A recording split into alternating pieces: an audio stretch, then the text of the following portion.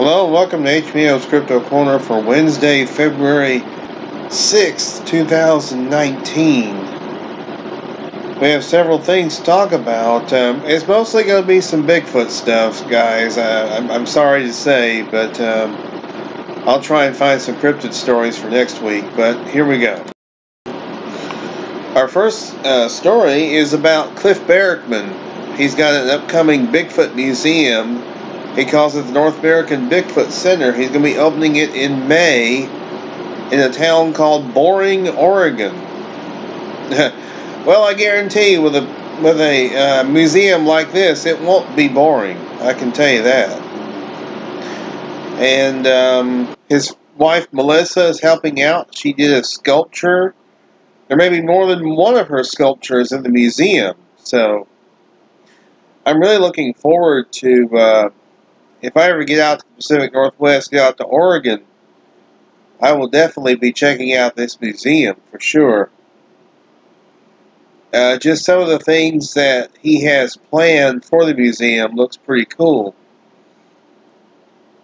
He's going to have rotating displays which are going to highlight different aspects of Bigfoot behavior, Bigfoot culture, things of that nature. And also, he will also have a little movie theater where he'll be showing Bigfoot movies, classic Bigfoot movies, things of that nature. I mean, there's going to be all kinds of cool stuff. There's even going to be a gift shop where you can purchase various items. T-shirts, hats, books, probably some DVDs, maybe some Blu-rays. But yeah, the website is NorthAmericanBigfootCenter.com, and yes, the link will be down below in the description. But yeah, I'm wishing Cliff a lot of luck on this. I hope that he does well with this. He seems to be in a pretty prime location, right on the road to Mount Hood, actually, right on the highway going towards Mount Hood. So that's a good place to put it. He'll get a lot of traffic, probably, I imagine. Those are interested in the Sasquatch and in the Sasquatch mystery. So, hey, whenever this thing opens, you know, I hope he gets a lot of traffic through there. Now, here's something interesting. An article by Miguel Romero, also known as Red Pill Junkie, running at the Daily Grail about the strange tale of the Sasquatch Curse. The possibility that Bigfooters have died because of some curse or something like that. I personally don't believe that. He cites John Green and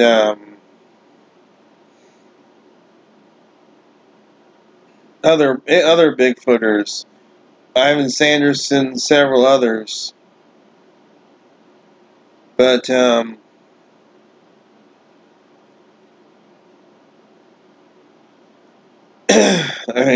Green, to encounter Bigfoot is to die, according to Native American legends. John Green, Ivan Sanderson, the Chapman family, unfortunately. Dr. Leroy Fish, Dr. Grover Krantz, Roger Patterson.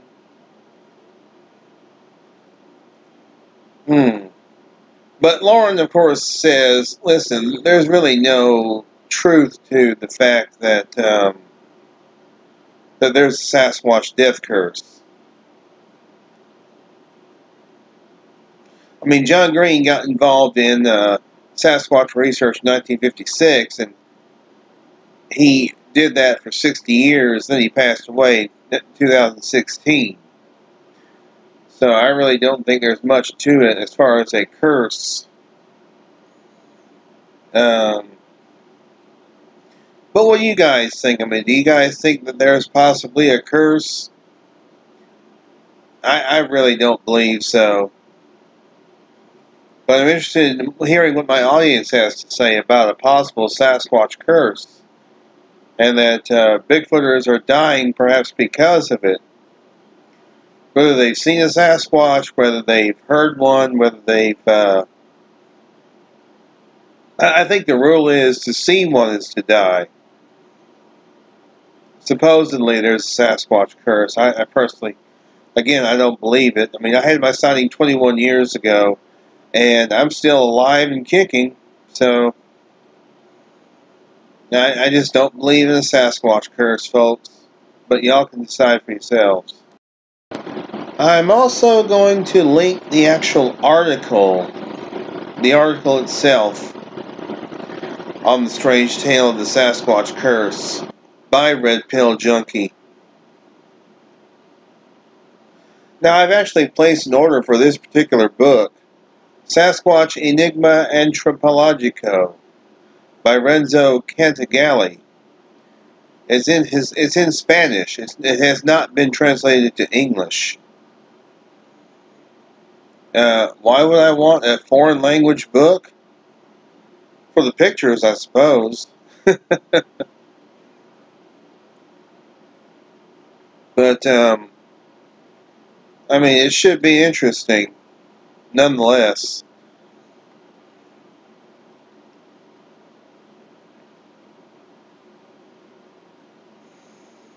And there's some, oh wait, Italian, I'm sorry, not Spanish. Italian, the author was Italian. And, it was apparently published in Spanish, so... the name should have given it away. Renzo Cantagalli. That's not Hispanic. That's Italian.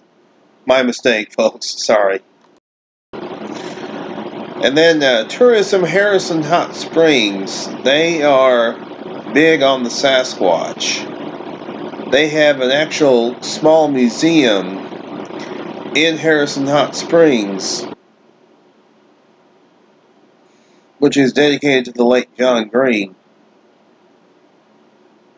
And they also discuss there are two Sasquatchers in the area, Bill Miller and Thomas Steenberg. They operate Sasquatch Country Adventures, which is a tourism thing where they actually take people in a Polaris up above Harrison Lake. And they actually take them to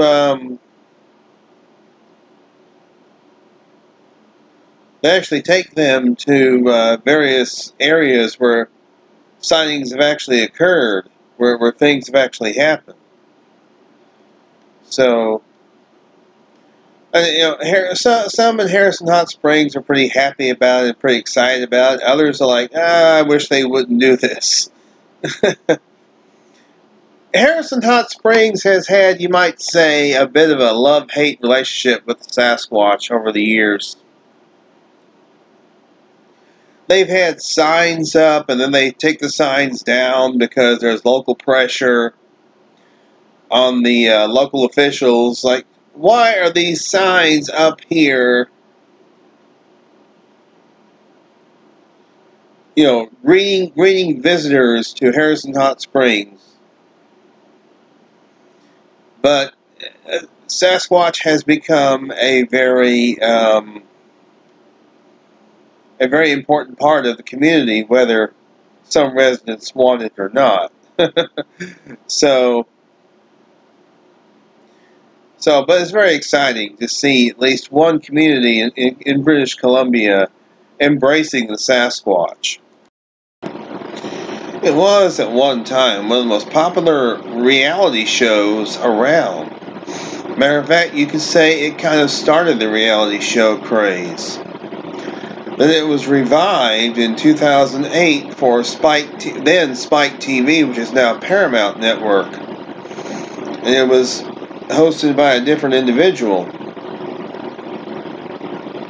Now, Netflix apparently is bringing it back course, I'm talking about Unsolved Mysteries. As you can see, the late Robert Stack here, the original host. And they are apparently going to, I guess, bring it, yes, resurrected by Spike TV from 2008 to 2010 with Dennis Farina as the new host. And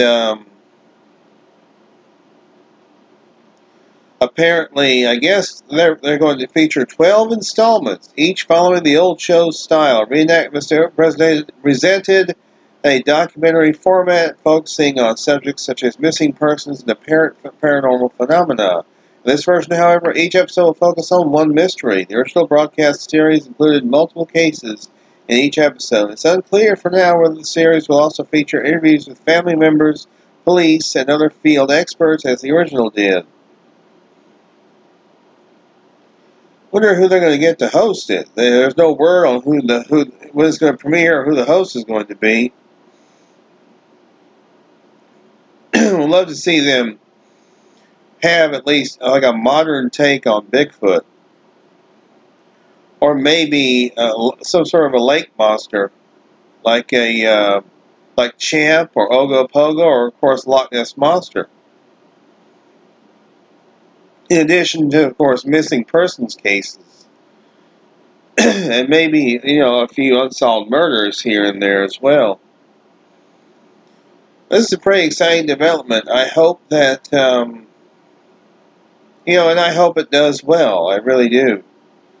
Netflix could use something like this. Could use a series like this, something, which examines different types of mysteries. I think it's a good thing. Finally, for this week, it's coming soon, the book by Lyle Blackburn, Momo, The Strange Case of the Missouri Monster. The fantastic cover art and illustrations by Claudio Bergamin. The book is set to be released March 5th, as a matter of fact. So in a little over a month from now, this book will be released.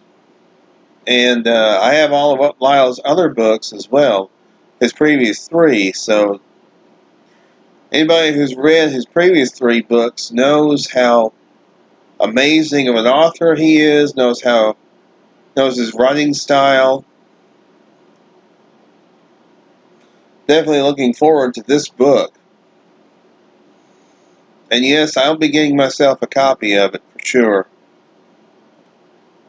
And we'll be reviewing it as well. Speaking of reviewing, I'm nearly finished with Far Out Shaggy Funky Monsters, What It Is, History of Bigfoot, the 1970s. There may be a bonus. There may be a bonus review episode of HBM's Cryptid-Corner next week. Maybe as early as this week, folks. So be on the lookout for that. It's really an amazing book. It's really excellent. I've really enjoyed it. It's a huge book. I mean, they're not kidding about it being a big book. It's huge. It really is. It's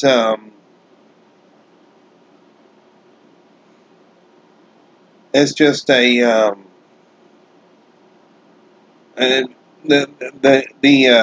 the research and the digging that Daniel Green did for that book is amazing.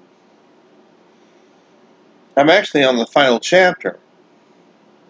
Well, the final chapter of, I should say, all of the years. But yeah, pretty exciting, folks. Anyway, that's going to do it for this week. And if there's any more news, of course, I will report it here. So anyway, thanks for tuning in, guys. And y'all be good or be good at it. This has been HBM's Cryptid-Corner.